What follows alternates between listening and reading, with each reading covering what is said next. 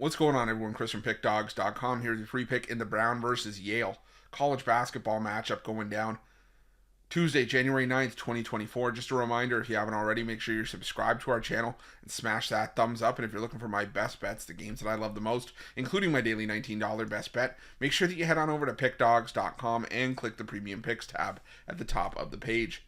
But let's get to this one between Brown and Yale. We got some Ivy League action on Tuesday, as you've got Yale coming into this one 9-6 on the year, back-to-back road wins, including an 86-78 road win over Howard in their last matchup. Meanwhile, Brown coming into this one with a record of 4-11 on the year after a 71-70 loss at home against Vermont in their last matchup. And for Brown, not much has gone right on the offensive end of the floor this season. They're 297th in adjusted offensive efficiency, 290th in effective field goal percentage, 260th from three, 293rd from 2-point range, and they're shooting just under 64% from the foul line, 337th nationally in free throw percentage. They get to the free throw line a lot, but they're just not making do with the opportunities that they're getting. So something you got to keep in mind with Brown. But the thing that I can also say with Brown is they play a lot of close games at home. You look at the majority of their home games this season against Division I opposition.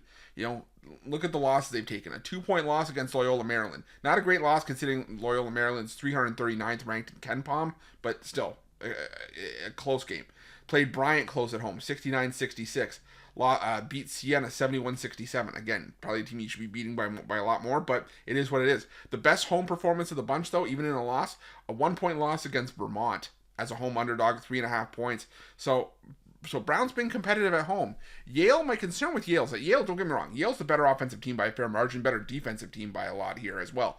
101st in adjusted offensive efficiency, 56th in turnover percentage on offense. They take care of the basketball, they don't turn it over. 163rd in three-point shooting, 155th at the foul line. So they are the better team in terms of shooting the basketball, better teams in terms of playing defense as well.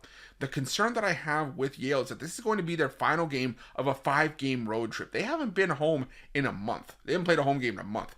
So part of me thinks that Yale going to be a little bit road weary here. Sure, they had the Christmas break to go home and do whatever they had to do, or just went back to campus.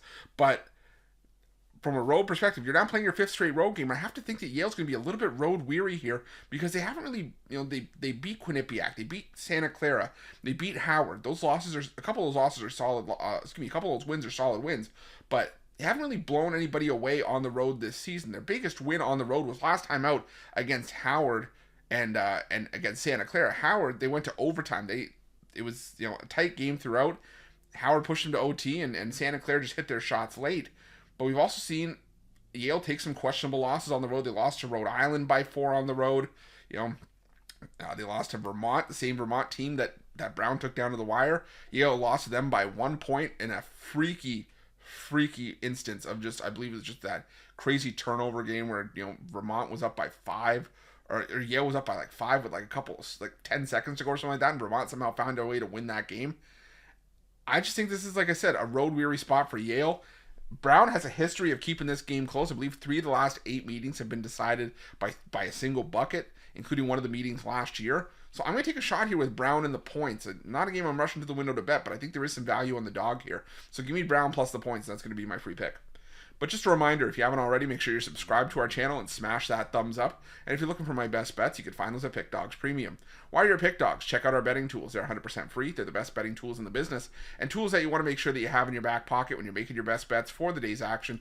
And while you're at our YouTube channel, make sure you have notifications turned on so you can be the first to be in the know when the newest content drops here at Pick Dawgz. Thanks for watching. See you guys soon.